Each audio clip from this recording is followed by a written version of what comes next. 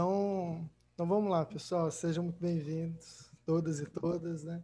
Só vou contextualizar rapidinho aqui, antes da Ju começar, enfim, e fazer a contextualização dela e dar a aula também. Primeiro, agradecer a presença de todo mundo aqui que veio acompanhar um pouco a gente, né? E esse trabalho, de certa forma, ele está conectado com o que a gente vem fazendo no Círculo Regenerativo, que é a nossa comunidade de prática, uma comunidade de aprendizagem. Boa parte das pessoas que estão aqui nessa aula fazem parte da comunidade, né? E o que a gente observou e quis trazer mais foram esses momentos de aula, né? Esses momentos expositivos que possam ajudar as pessoas a se situar em um determinado assunto, em um determinado para um determinado estudo, né? Nós já passamos por uma primeira trilha de aprendizagem, introdução ao paradigma regenerativo, que está disponível, né, na comunidade, no círculo também, e agora a gente está exatamente no meio, né? Terminamos o primeiro mês da segunda trilha, que se chama os atributos da liderança regenerativa, ou os atributos do praticante regenerativo, que a gente também costuma chamar, né? E essa aula de hoje, além da Ju trazer uma contextualização sobre o que é a regeneração, quais que são as bases disso, né? A gente vai passar tentar deixar mais evidente, mais clara essa noção da regeneração enquanto uma prática estruturada, né? Enquanto algo que tem uma estrutura, tem uma coerência, uma origem, como que eu posso dizer, um corpo teórico assim que apoia, né? E essa estrutura nos ajuda nos nossos caminhos. Enfim, a comunidade ela é uma comunidade aberta o tempo todo, né? As nossas atividades são ininterruptas, assim. Depois, quem ainda não conhece, quem está chegando por agora, ainda é novo, entra no nosso site, né? desenvolvimentoregenerativo.com, que lá, além de ter mais material, enfim, tem as informações sobre a comunidade. Lá tem a página da comunidade certinho. Acho que é isso, Ju. O que mais? Acho que é isso. Queria agradecer, né, inicialmente a presença de vocês e adiantar o que eu pensei um pouco aqui da gente fazer. Eu quero apresentar algumas coisas, algumas ideias de forma um pouco mais articulada. Imagino que eu devo fazer isso até às 8 no máximo. E depois a ideia é que a gente converse, né, a partir do que foi apresentado ou não, do que vocês trazem com você, ou do que emergir aqui nesse momento.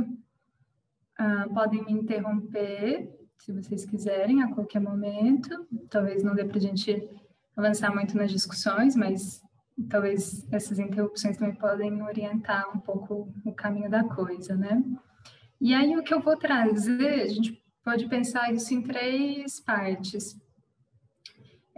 Eu vou trazer o nosso entendimento de entendimento de regeneração, que é o que está mais presente no nosso trabalho, está mais vivo, né, enquanto uma perspectiva que a gente vem construindo e aprendendo, e depois vou trazer o que seria o que a gente está apresentando como dimensões de trabalho de um projeto ou de um praticante regenerativo, aquilo com que esse projeto, esse praticante precisa estar envolvido para ele incorporar essa noção de regeneração nas suas ações, né? Nos seus comportamentos, enfim, na sua vivência. E, se possível, eu queria trazer um pouco mais de ênfase no que a gente está chamando de atributos do praticante regenerativo. Isso que eu trouxe agora, as 5 dimensões de trabalho, os 3 atributos, são 3 atributos principais do praticante regenerativo, são quadros conceituais que eu vou apresentar para vocês, que estão vindo de alguns contribuidores do paradigma regenerativo, que são as nossas principais referências aqui. Então, basicamente, eu vou apresentar quadros, né, conceituais e um caminho de aprendizado para a regeneração que já está estruturado dessa maneira e que a gente faz uso dessa maneira e que a gente está apresentando como um caminho também para as pessoas na comunidade e agora para quem quiser poder se engajar a partir dessa trilha, né, desse caminhar. Então, eu vou compartilhar minha tela. Felipe, você vai ter que me permitir. Pronto.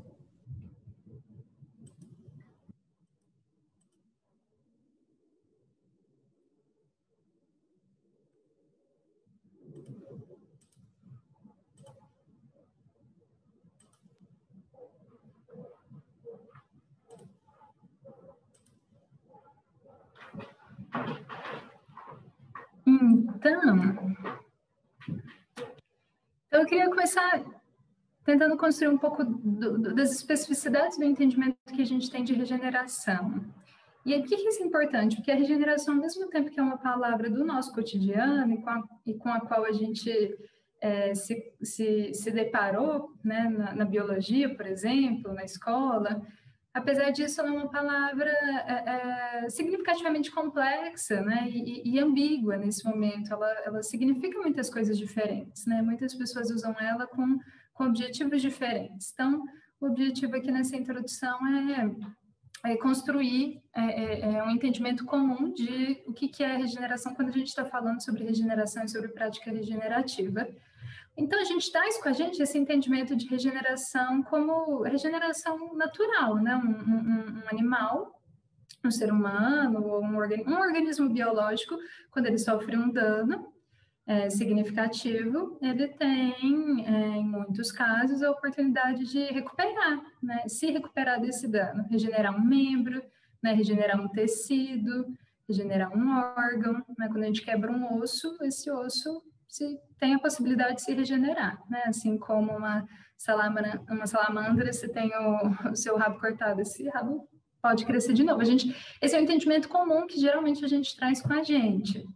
Talvez a gente traga também esse entendimento da ecologia que estende essa noção de regeneração de organismos biológicos para ecossistemas inteiros, né? Então, a gente pode entender que esse fragmento de cerrado, por exemplo, aqui perto de Berlândia, na Cachoeira do Rio Claro, ele pode se regenerar se ele não estiver sofrendo uma atividade estressora, né? Que não esteja impactando a sua capacidade de recuperação de vitalidade, de vida consolidada ali. Então, esses são entendimentos um pouco mais comuns e que agora, sobre regeneração, e agora, para além desses entendimentos que vêm das ciências biológicas, ecológicas, a regeneração está ganhando novos sentidos, novos lugares, né, no nosso imaginário. Ela está aparecendo como um paradigma agora, né? Eu percebo que a regeneração está ocupando um espaço esvaziado pela noção de desenvolvimento sustentável. Na medida que o desenvolvimento sustentável não confrontou, né, essa noção de crescimento econômico, não foi feliz, ou talvez não foi eficaz, ou não foi efetivo, né, nesse sentido de confrontar a noção de crescimento econômico, eu vejo agora que ele está, e na medida que a emergência climática, né, se intensifica, mudanças dos sistemas sociais, econômicos, políticos se aceleram e a gente se vê pressionado a dar uma resposta, né, nesse sentido de modelos econômicos e de organização social mais coerente, né, com os desafios do nosso tempo. Vejo que a regeneração está ocupando esse espaço que, ora, foi um espaço da visão de mundo do desenvolvimento sustentável, né? Então, regeneração está aparecendo agora como um paradigma emergente que apresenta uma direção de futuro viável. Eu vejo que muitas vezes, quando a gente ouve falar de regeneração, a gente está ouvindo pessoas falarem de uma visão de mundo que informa algumas práticas, algumas condutas, algumas formas de proceder, que tem a ver com uma direção de futuro para um mundo viável, né? Para um mundo melhor do que esse, e entendendo a regeneração como um paradigma e uma forma de operar capaz de endereçar soluções mais efetivas, elegantes e responsivas em relação ao contexto de crises sistêmicas convergentes e de, enfim, tremenda injustiça ecológica e social que a gente vê acontecendo. Esse cartaz é o cartaz do Extinction Rebellion, é a regeneração, as culturas regenerativas, né? Imagino que inspirada, essa ideia de culturas regenerativas inspiradas no trabalho do Daniel Wall. A regeneração aparece para eles como uma das direções, né, dos princípios desse movimento, né, para a justiça climática e muitas outras coisas, né? Só para ilustrar que esse espaço, né, que a regeneração está ocupando agora enquanto horizonte, né, o tópico. E aqui são alguns relatórios de tendência, alguns white papers que vêm tanto do contexto da economia, quanto das ciências do clima, quanto da inovação social, do design, e reforça essa ideia de que a regeneração vem conquistando, né, esse espaço como uma nova direção. E aí, o que é particular do entendimento que a gente está trazendo de regeneração aqui, que está dentro, né, desse movimento da regeneração como um paradigma emergente, mas que agora traz um pouco mais de distintividade para a maneira como a gente entende, são as bases epistemológicas, ontológicas, são aquilo que fundamenta o entendimento do que é regenerativo e de como fazer algo regenerativo. E se a gente puder resumir, né, de uma forma bem sintética, quais são essas bases epistemológicas, cosmológicas, ontológicas da regeneração, principalmente dentro da ciência, a gente iria encontrar o pensamento sistêmico, de forma mais ampla, que eu trouxe o livro da Donella Meadows como uma referência sistemática do Bennett também. Mas junto com o pensamento sistêmico, o entendimento dos sistemas vivos, a teoria dos sistemas vivos, e a gente tem pensadores como o Bateson, como o Lovelock, Elizabeth Sattouris, o Capra, e também o entendimento de sistemas integrais, e aí aqui tem o David Bohm, que está olhando para todos, né, para integralidades. Além do David Bohm, a gente poderia pensar em outros autores, principalmente que estão vindo da fenomenologia e da fenomenologia goetheana, que também estão olhando para como sistemas integrais se organizam, se comportam, e sistemas evolutivos, no sentido da biologia evolutiva, da biologia pós-darwinista. Enfim, então aqui são algumas referências para a gente ter pelo menos uma imagem de quando a gente está falando de regeneração, a gente está... Quais são as nossas raízes, né? As nossas raízes, se o desenvolvimento e o design regenerativo, por exemplo, são os braços ou a copa da árvore, a gente poderia entender essas referências aqui, pensamento sistêmico, entendimento de sistemas vivos, sistemas integrais, sistemas evolutivos, como essas bases, esses fundamentos, essas raízes. E então, estão fundamentando, essas raízes estão fundamentando o trabalho de pessoas, né, e de grupos como esses que eu trouxe aqui, que estão informando como se fazer projetos regenerativos, do que se trata o exercício de uma liderança regenerativa, ou de como criar comunidades e culturas regenerativas, enfim. E aí, quando a gente está falando sobre regeneração, por exemplo, nas trilhas que a gente abordou na comunidade de aprendizagem, a primeira trilha foi a introdução ao paradigma regenerativo, a segunda, que é a que está acontecendo agora, atributos da liderança regenerativa. O regeneração diz respeito não só, mas principalmente à noção de regeneração sistêmica. Então, junto com, né, e também diferente daquela ideia de regeneração da biologia e da ecologia, como regeneração natural, né, de organismos e ecossistemas, a gente, quando fala em regeneração, a gente sempre tem em mente a noção de regeneração sistêmica ou regeneração coevolucionária. Coevolucionária no sentido de que parte do pressuposto de uma integração entre sistemas vivos naturais e sistemas vivos humanos, sistemas sociais, que estão integrados em um dado lugar, em um dado território. A regeneração sistêmica tem a ver, né, com esse entendimento de que os sistemas sociais estão incluídos, envolvidos, pertencidos a sistemas mais amplos, né? Sistemas integrais, sistemas humanos e sociais juntos com os ecossistemas formam todos, né? Formam integralidades.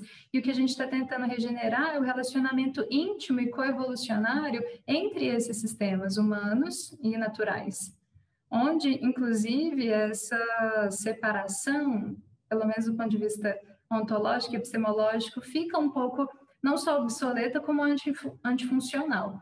Então, a nossa premissa básica, né, é a reunião e a melhor conciliação, encontrar as melhores formas de fazer essa conciliação entre, por exemplo, instituições e comunidades sociais, humanas, com as paisagens, né, e os lugares aos quais elas pertencem.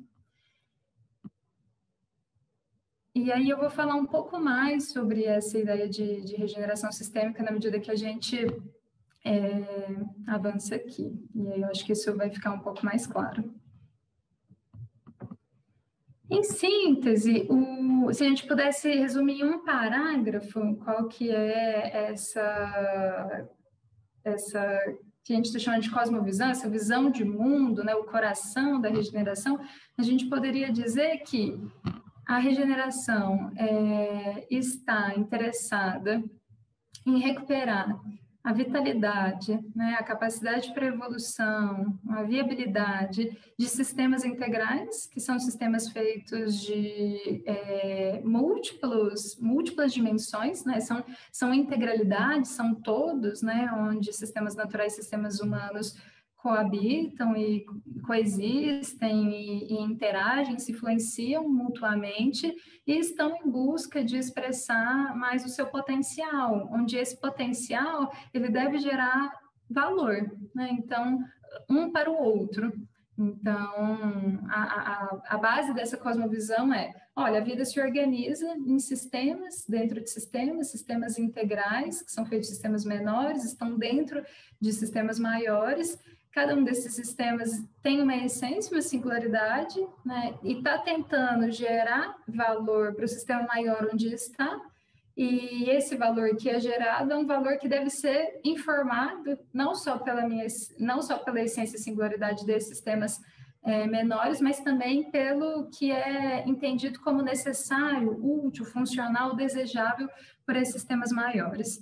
Então, essa noção de participação apropriada, de contribuição funcional, de encaixe, ela é muito importante, e de geração de valor, processos geradores de valor, é muito importante como fundamento mesmo, como base para esse entendimento. A gente também vai se aprofundar um pouco mais aqui, porque eu vou passar um pouco melhor por esses princípios.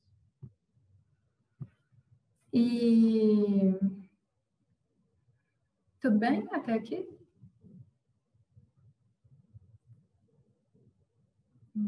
Estou passando aqui para ver os rostinhos de todos. E então, isso, né, para a gente tentar chegar mais ou menos na mesma página sobre o que pode ser entendido como regeneração.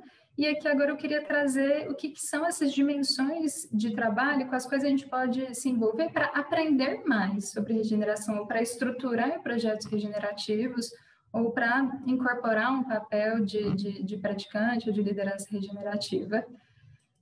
Esse é um quadro conceitual que foi apresentado dessa maneira nesse material aqui, um guia de campo, de um grupo de pessoas que estão envolvidos com desenvolvimento e design regenerativo, e eles trazem essas 5 dimensões de trabalho. Aqui na base, a gente tem esse par, transformação sistêmica, que tem a ver com regeneração sistêmica, junto com a autotransformação, se influenciando mutuamente, tendo como direção o entendimento dos sistemas vivos, e tendo como instrumentos para tornar possível a atuação dessa tríade aqui, entendimento de sistemas vivos é o transformação e transformação sistêmica, um pensamento que é orientado por quadros conceituais, sistêmicos e dinâmicos, que são informados por aquelas referências que eu citei agora há pouco, e a noção de um trabalho desenvolvimental que também honra um princípio, que é o princípio de desenvolvimento e evolução, que faz parte, inclusive, aqui dos princípios dos sistemas vivos. E aí, só que quis trazer essa imagem, agora eu vou falar um pouco melhor sobre cada um desses pontos. Então, é central, o que é mais substancial da regeneração, do paradigma regenerativo, informado por essa linhagem que eu apresentei ali, o grupo Regênesis, a Carol Sanford,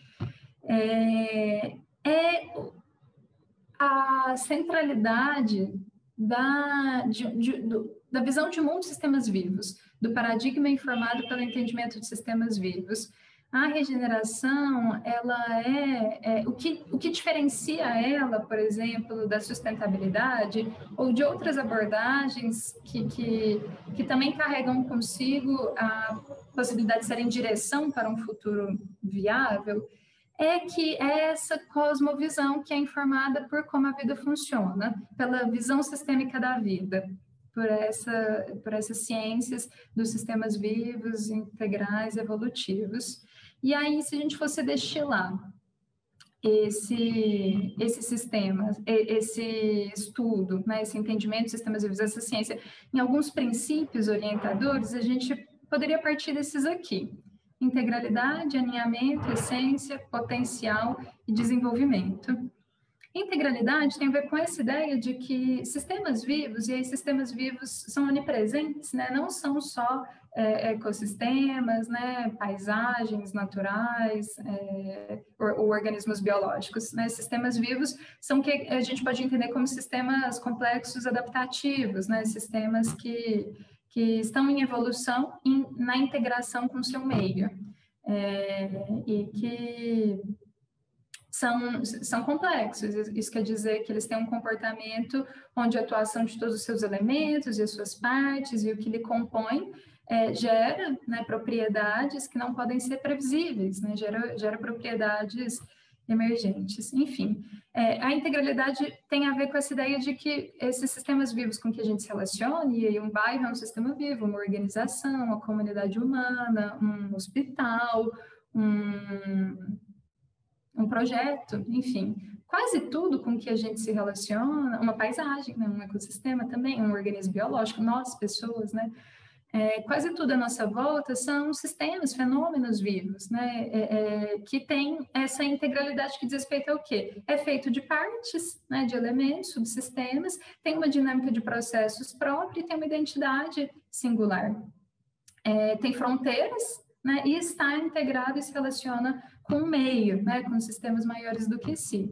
Então, esses sistemas integrais, eles se organizam como? Em alinhamento. O alinhamento é uma forma de auto-ordenação da vida, ou seja, sistemas são feitos de sistemas menores que estão em sistemas maiores, criando holarquias, né, esse conjunto onde eles têm como marca do relacionamento que são estabelecidos entre si uma relação de interdependência dinâmica. Eles dependem um do outro para existirem e eles estabelecem entre si uma relação de nutrição recíproca, né? Na medida que um está saudável, ele contribui para o desenvolvimento do outro, na medida que esse outro está saudável, ele pode gerar valor, né, para esse todo onde ele está, a partir da sua própria essência, da sua própria singularidade, da sua própria distintividade. No ser humano é fácil a gente perceber isso no DNA, né? Algo que nos faz distinto, único, ou também na construção da nossa subjetividade, né? Relacionada a essa ideia de um propósito, de um papel singular que cada um possa vir a desempenhar nos contextos particulares onde estão. E inclusive, essa essência e singularidade que informa a capacidade de regeneração desse sistema, né? Quando um osso no corpo, no organismo humano se regenera, ele se regenera usando a informação do DNA singular e distintivo desse organismo. Né? Assim como quando um projeto que está com baixa vitalidade se regenera, ele também se regenera utilizando a essência, quando a sua essência é revitalizada, né? Quando a sua visão, né? A visão no sentido do núcleo compartilhado, né? Daquilo que mais essencial e vivo, e do porquê fez aquilo existir, né?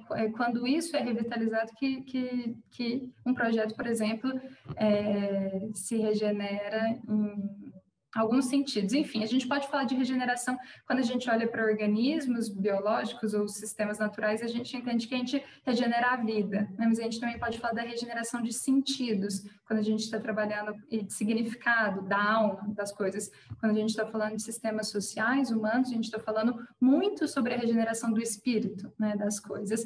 E esse espírito tem algo dessa essência, que é constituído no momento em que algo é gerado. Então, quando o nosso organismo é gerado, né, no útero da nossa mãe, nosso DNA é constituído ali.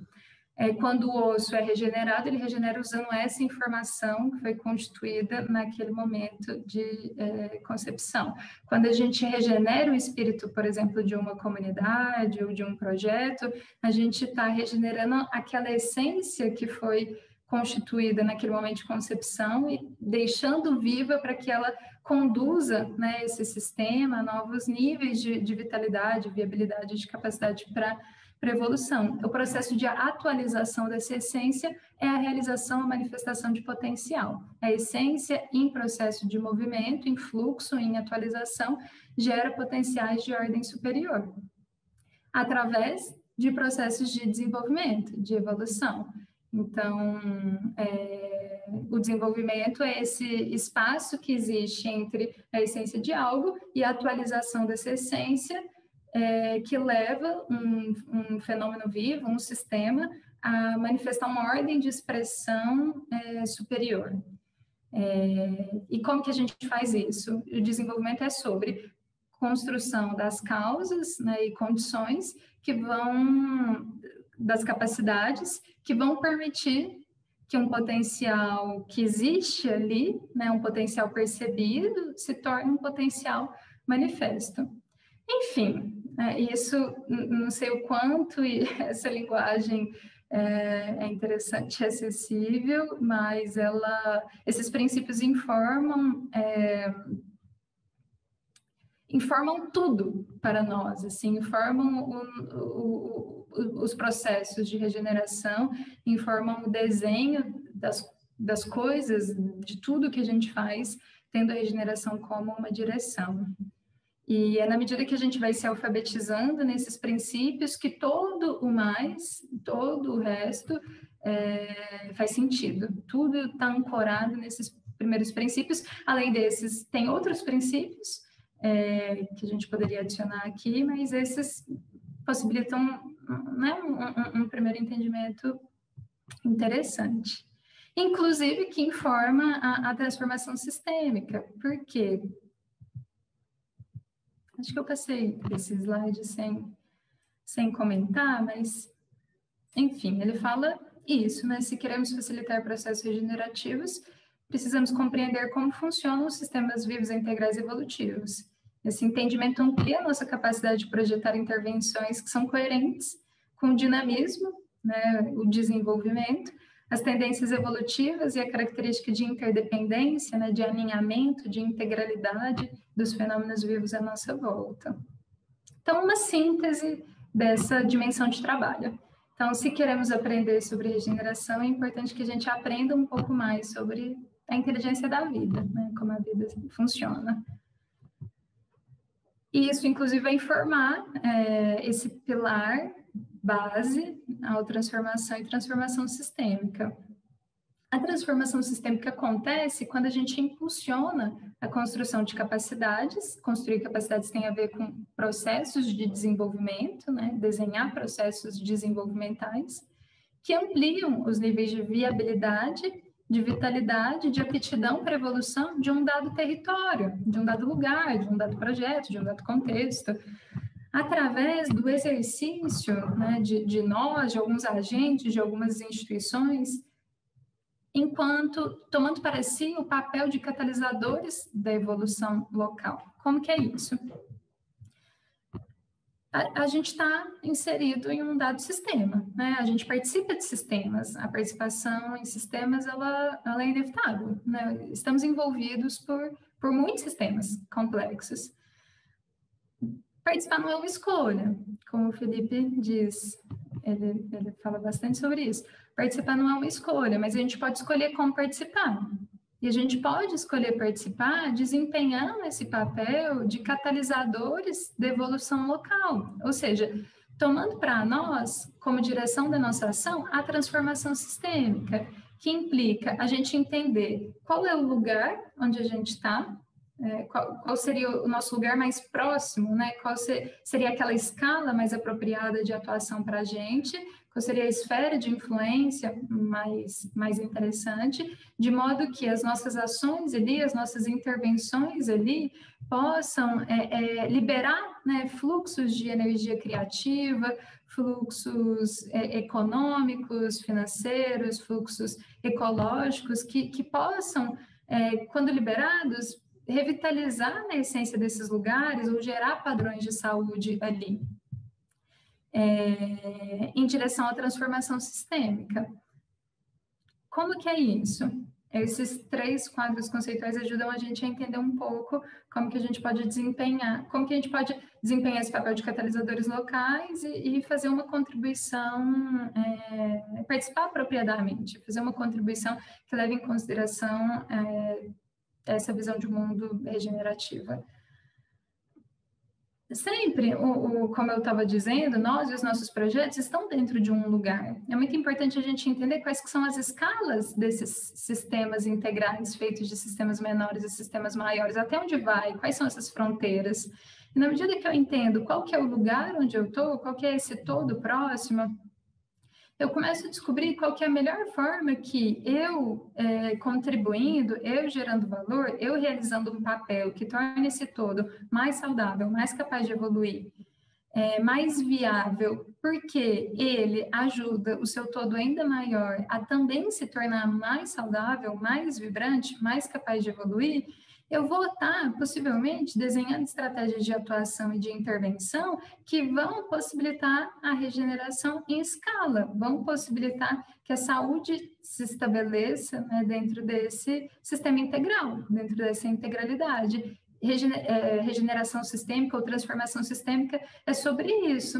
Não é sobre eu fazendo algo cuja solução possa ser reproduzida em sistemas cada vez mais amplos, de modo a ter um impacto global. Não é tanto sobre isso. É sobre eu entender como eu, na minha proporção, atuando na escala apropriada, posso ajudar o meu lugar a ajudar o lugar dele a se tornar mais saudável, mais vibrante, mais capaz de evoluir.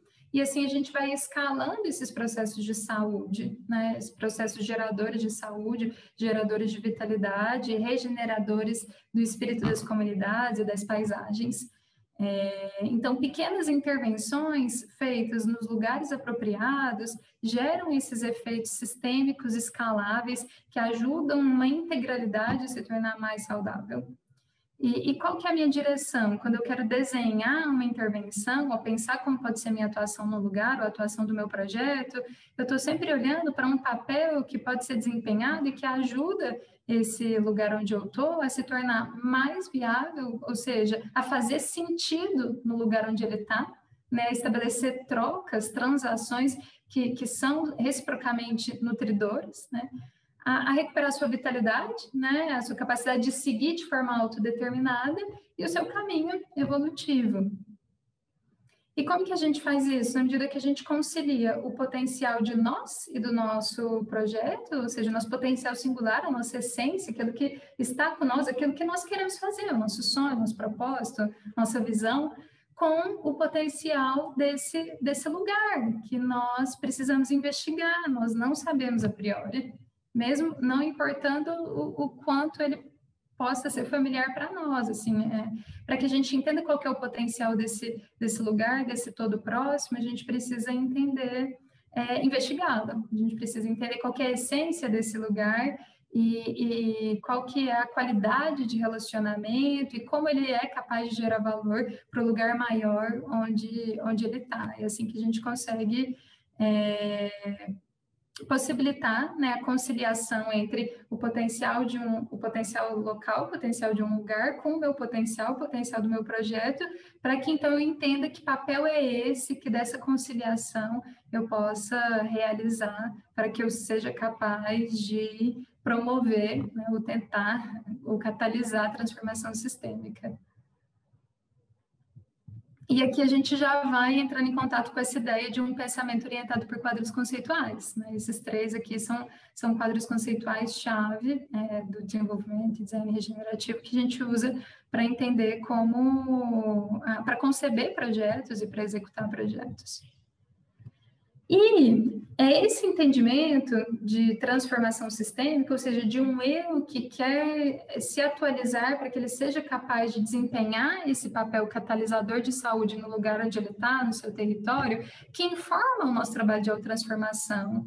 Ou seja, o que nós precisamos fazer para nos desenvolver, né, em todos os sentidos, quais capacidades a gente precisa cultivar, quais capacitações, quais aptidões técnicas, quais processos de metabolização de alguns conteúdos interiores, emocionais, enfim, tudo isso, todo o trabalho interno que precisa ser feito, ele é informado, não de forma autorreferenciada, ele é informado pelo que o nosso contexto nos informa, né? E isso, a gente pode incorporar isso numa microescala dos nossos relacionamentos cotidianos até essa escala de nós num território, né? Então, ao invés da gente fazer um processo introvertido, né, de reflexão, tomando em consideração só as nossas próprias referências do que nós achamos que precisamos nos tornar, né, ou do que nós achamos que nós precisamos desenvolver, a gente usa esses contextos, as nossas relações, os meios, né, os lugares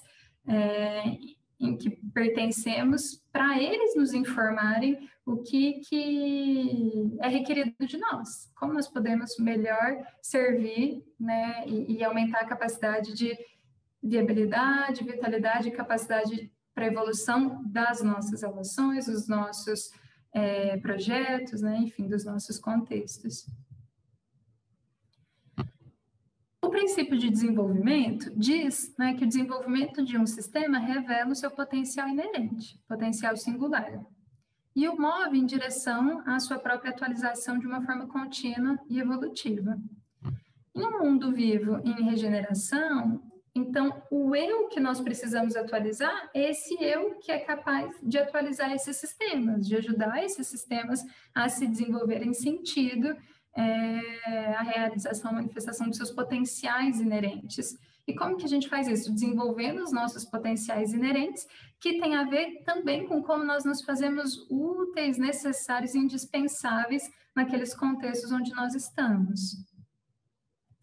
E aí a gente pode orientar um trabalho de autodesenvolvimento a partir desse princípio da autotransformação a serviço da transformação sistêmica, utilizando, por exemplo, esse quadro conceitual, que informa 3 atributos que a gente pode desenvolver, que vão ajudar a gente a incorporar essa cosmovisão regenerativa e a catalisar esses processos de transformação sistêmica. Nossa, parece que eu já falei tanta coisa, já deu até sede.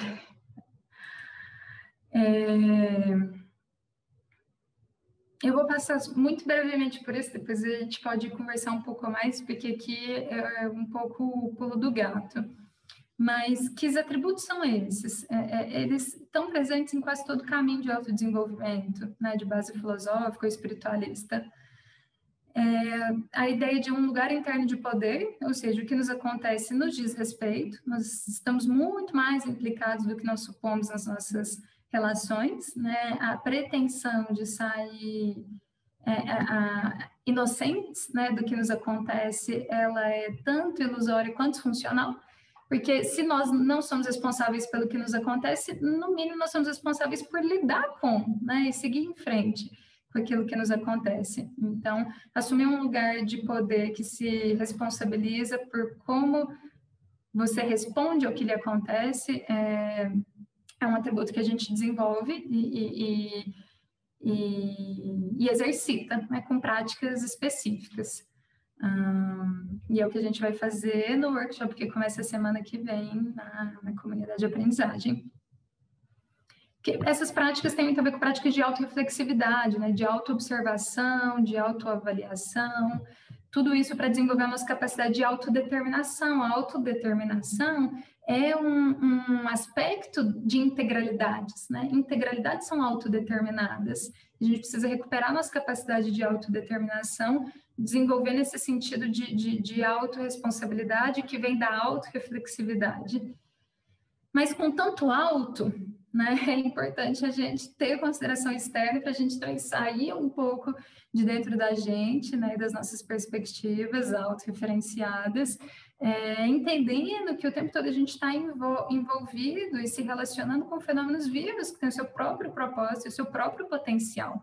A consideração externa é sobre perceber, é sobre partir da premissa de que o tempo todo os fenômenos vivos com os quais a gente se relaciona estão no desdobrar das suas próprias existências, né? Eles têm uma essência singular e estão buscando manifestar essa essência em ordem superior de potencial, e nós podemos ajudar esses fenômenos, pessoas, comunidades, paisagens, a realizar esse potencial na medida que a gente ajuda eles a construir as capacidades, né, que são necessárias para que esses potenciais possam ser revelados.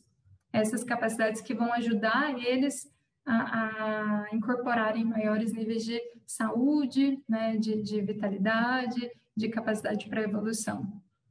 E isso exige de nós a suspensão dos nossos juízos de valor, dos nossos julgamentos moralizantes e a nossa capacidade de tocar o núcleo essencial de tudo aquilo com que a gente se relaciona, né, de perceber o outro não através dos nossos filtros e lentes, mas através desses princípios dos sistemas vivos que ajudam a gente a se relacionar com a essência, a singularidade de fenômenos vivos.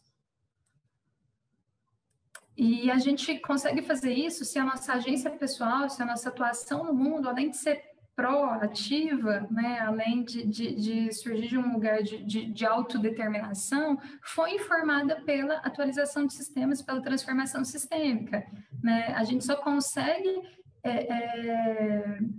incorporar nesse nível de cuidado comprometido com aquilo que a gente se relaciona, ou onde a gente toca, se a gente nutre essa motivação de participar apropriadamente dos sistemas onde a gente está e das relações que a gente cultiva intencionalmente ou não intencionalmente, acidentalmente, enfim, inevitavelmente, né? Então, é muito importante a gente nutrir esse sentido de agência pessoal informado pela transformação sistêmica, e direcionando, né, as nossas ações para fazer essas intervenções, né, apropriadas que ajudam esses fenômenos vivos com propósitos singulares a desenvolverem as capacidades que vão ajudar eles a se tornarem quem eles querem e podem ser.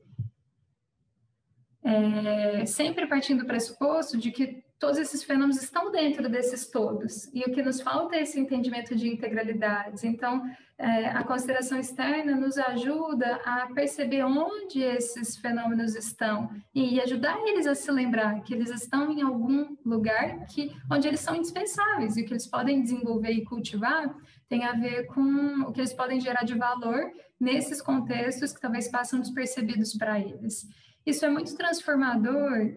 Por exemplo, uma pessoa que está angustiada a respeito de qual é o propósito dela, quando ela entende qual é o lugar onde ela está, e ela sai daquele burburinho interior de não saber como ela pode gerar valor em sabe-se lá onde, porque ela está pouco contextualizada, quando ela descobre, né, ela percebe onde que ela está, ela ganha uma fonte de orientação, uma fonte de informação diferente dela mesma.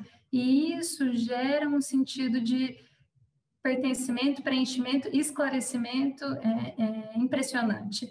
quando a gente trabalha com comunidades, né, e projetos regenerativos em território, de base territorial, é super importante a gente reunir as pessoas e ajudá-las a entender como o papel que elas podem desempenhar naquele território tem a ver com a vocação que juntas elas percebem e constroem sobre aquele território, e como a participação delas naquele território pode ajudar aquele território a se tornar, a manifestar mais potencial, a se tornar mais saudável, mais vibrante, mais resiliente, enfim. Isso revitaliza o nosso próprio sentido de propósito singular. Enfim, e aí todas essas capacidades ou atributos são treinados, né, com práticas, exercícios específicos e com lentes, né, que a gente vai assumindo na vida. E tudo isso, né, o entendimento de sistemas vivos, como fazer transformação sistêmica, né, como desenhar as intervenções apropriadas em direção à transformação sistêmica e como orientar o nosso trabalho de autodesenvolvimento, a gente aprende a fazer isso na medida que o nosso pensamento começa a ser orientado por esses quadros conceituais. Então, vocês estão vendo que quase tudo que eu estou apresentando a partir de alguns quadros conceituais. Na medida que esses quadros começam a ficar vivos em nós, o nosso pensamento começa a ser naturalmente esclarecido por esses princípios e imagens e premissas cosmológicas, ontológicas mais básicas que compõem, né, a regeneração. E, enfim, às vezes a gente pode pensar, nossa, quadro conceitual, que coisa dura, né? Sei lá, sou um ser mais poético, não gosto de tantos conceitos e teorias, etc. E sim, né, isso faz sentido, nem sempre olhar para quadros conceituais pode ser a coisa mais inspiradora, mais apropriada para alguns de nós, mas o que é interessante sobre o uso de quadros conceituais é que, querendo ou não, o tempo todo nós usamos eles para orientar o nosso pensamento, usamos quadros conceituais e modelos mentais o tempo todo. A questão é a gente escolher quais quadros. Por exemplo, um conjunto de princípios de uma doutrina filosófico-espiritualista é muito próximo de um quadro conceitual. Ele reúne alguns conceitos de uma forma articulada e conversam entre si, né? E transmitem uma certa imagem. Né? O que a gente aprende, sei lá, o que os economistas aprendem como teoria econômica, os biólogos aprendem como, sei lá, princípios básicos da evolução. Enfim, tudo o que nas ciências sociais a gente aprende como enfim, como sistemas sociais se organizam e qual que é o nosso papel dentro deles. Enfim, o tempo todo, né, tanto do ponto de vista educacional formal, quanto do ponto de vista da nossa vivência na vida, enfim, e daquilo com que a gente se relaciona nesse nível do conhecimento, do que a gente busca para informar a nossa ação, se comporta como modelos mentais e quadros conceituais que estão influenciando, como dito aqui no slide, não só no que a gente dá ênfase em como a gente escolhe agir, mas até no que a gente presta atenção e no que os nossos sentidos captam como dados importantes da realidade. Então, escolher quais modelos mentais, quais quadros conceituais, quais conjuntos de princípio a gente quer que informe, a gente quer aprender, é importante porque são eles que vão informar o nosso pensamento. Se a gente não escolhe, a gente pode saber que o nosso pensamento está sendo informado e a nossa ação, inclusive os nossos sentimentos, emoções, respostas afetivas, estão sendo informados por algo que não foi necessariamente escolhido por nós. Premissas que nos são, né, introjetadas, ou que estão impregnadas no nosso modo de operar. E aí aqui, talvez eu poderia comentar se a gente tivesse um pouco mais de tempo, mas só trouxe alguns exemplos de quadros conceituais. Esse é um meta quadro conceitual, né? Um quadro conceitual que explica a importância de quadros conceituais que ajudam a gente a levar a atenção para o modo como a gente pensa, né? Mais do que o que a gente pensa ou o que a gente faz. Enfim. E aqui alguns outros exemplos, né? Esse quadro dos atributos é um quadro, o quadro das 5 dimensões também é um outro quadro, o alinhamento do papel do projeto, enfim. E a gente teria outros, esse é um quadro que chama os 4 níveis de trabalho, onde a regeneração aparece como um nível de trabalho associado a outros 3 níveis que acontecem simultaneamente em um sistema vivo. Esse aqui é um quadro sistêmico que vem do Bennett, da sistemática, chama tétrade, é uma tétrade genérica, a gente pode usar esse quadro para estruturar uma atividade, qualquer que seja. Esse é o quadro da tétrade específica do desenvolvimento regenerativo, que incorpora aqueles princípios dos sistemas vivos no desenho e execução de projetos regenerativos. Enfim, a especificidade dos quadros conceituais que o desenvolvimento regenerativo utiliza é que são quadros sistêmicos e evolutivos, ou seja, são quadros que, diferente de listas, né, abraçam a complexidade e a singularidade dos fenômenos vivos, e são quadros que entendem que a vida está em processo, em fluxo, né, enfim, sob as leis, né, da impermanência, da transitoriedade, da evolução, do desenvolvimento. E consideram isso, né, para orientar o nosso pensamento. Então, diferente de nos aprisionar, a gente usa esses quadros quando o nosso pensamento se fixou, quando as ideias se fixaram, quando a nossa mente se enrijeceu, quando a gente não está conseguindo sair do lugar e avançar, a gente recupera o uso desses quadros para ampliar a nossa perspectiva e a gente voltar a ver esses fenômenos que a gente está investigando, seja o papel de um projeto, ou seja o que significa regenerar a nossa prática, enfim, seja o que for, a partir do uso deles. O trabalho para ser regenerativo, ele é desenvolvimental, né? Uma solução que plasma, assim, em um lugar, ou que é cirúrgica no sentido de ser pontual, possivelmente nunca vai ser regenerativo. Ou que é replicável, né, de forma homogênea, possivelmente não vai ser regenerativo. Ou um projeto que deixa grandes estruturas ou que desenvolve capacidades técnicas nas pessoas, possivelmente também não vai contemplar um processo regenerativo que regenere o espírito, a vitalidade, né, de um sistema vivo. Porque para algo ser regenerativo precisa ser desenvolvimental. Então, se a gente quer aprender regeneração, por exemplo, a gente precisa entender que um processo regenerativo de aprendizado sobre regeneração é desenvolvimental. Ele acontece em parceria com o tempo, né, e não contra o tempo. E o que é desenvolvimento? Construção de capacidades, né? Criação das causas e condições e construção de capacidades que permitem que um potencial percebido se torne um potencial manifesto. Então, se a gente quer realizar, né, a gente quer participar de processos regenerativos, catalisar processos regenerativos, seja onde for, a gente precisa entender que isso precisa de um processo desenvolvimental que constrói essas capacidades. É como se a regeneração fosse uma propriedade emergente de um processo de construção de capacidades que permitem a regeneração acontecer. Por quê? Né? As formas de vida não são trabalho acabado, mas sempre formas se tornando. E sua potência de ser de outra maneira é um aspecto imediato de sua constituição interna. O se tornando que pertence à sua constituição não é um processo que termina quando atinge um certo objetivo, mas uma condição de existência, uma necessidade de mudar para se tornar o mesmo. A gente sempre, quando a gente tem aspiração de trabalhar em um projeto regenerativo, de desempenhar esse papel de agente de regeneração, a gente sempre quer ajudar tudo que a gente toca a mudar para se tornar quem se quer ser a partir do seu potencial singular. Como? Construindo capacidades para isso.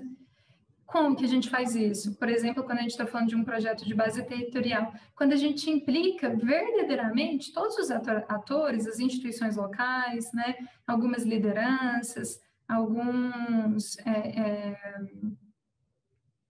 paisagens, enfim, seja o que for que esteja implicado, né, por aquele projeto, que seja influenciado e influencia esse projeto, a gente implica, né, realmente, genuinamente, todos esses atores, a partir da premissa de que novos potenciais são revelados quando essas capacidades são construídas em parceria com o tempo e em reverência à autodeterminação de tudo que a gente toca. Então, para catalisar um processo de regeneração, a gente precisa gerar a possibilidade, a gente precisa tocar a possibilidade de as pessoas e um ecossistema, por exemplo, uma paisagem, sei lá, uma paisagem em regeneração natural, uma agrofloresta, desenvolver a capacidade de seguir o seu caminho evolutivo de forma autodeterminada. Como que eu projeto, né, uma intervenção de forma que, quando eu saia, esse processo continue acontecendo sem a minha presença, a partir da autodeterminação daqueles atores, né, daqueles sujeitos biológicos ou humanos que estão implicados nesse processo de desenvolvimento que vai ajudar a revelar o potencial desse sistema maior onde ele está. Então, acho que é isso que eu tinha para trazer. Queria ouvi-los agora.